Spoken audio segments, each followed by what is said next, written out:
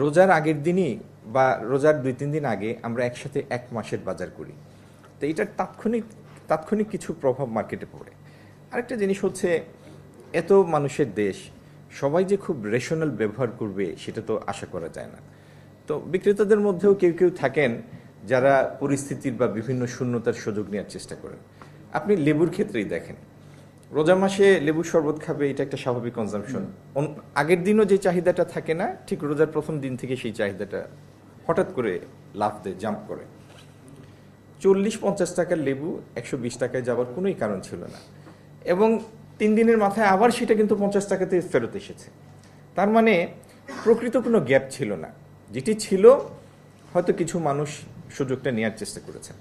তো এমনি বাজার স্থিতিশীল আছে। আর আপনি বিশেষত টিসিবি ট্রাকের সাথে যে ঘটনাটা বললেন, অত্যন্ত দুঃখজনক। মানে এরকম কিছু ঘটনা মানে দেখা মাত্রই সবার মন খারাপ হয়ে যায়, এরকম একটা ঘটনা। এগুলি হওয়া উচিত না।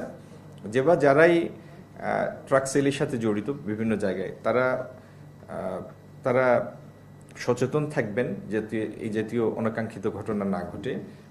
এটাই আমার সবার প্রতি, আমার কর্মকর্তাদের প্রতি আমার সেটাই নির্দেশ, আর সংশ্লিষ্ট সবার প্রতি আমার সেটাই অনুরোধ।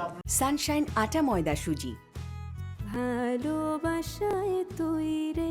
আশ্বাসে তো কাজ হয় নাই না, সুতরাং আপনি আমার থেকে আর আশ্বাস নিয়েন না, অপেক্ষা করেন, আপনাকে ইনশাল্লাহ আমি কাজ করে দেখাবো।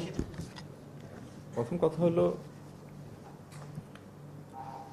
নন ডিসক্লোজার এগ্রিমেন্টে ছিল চুক্তির আলাপ আলোচনাকালীন সময়, মানে ডিউরিং দি নেগোসিয়েশন পিরিয়ড।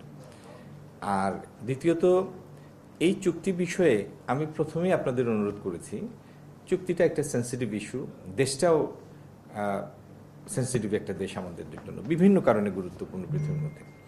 আপনাদের প্রতি আমার অনুরোধ থাকবে, এই বিকাশমান পরিস্থিতিতে যখন দি situation is very much evolving,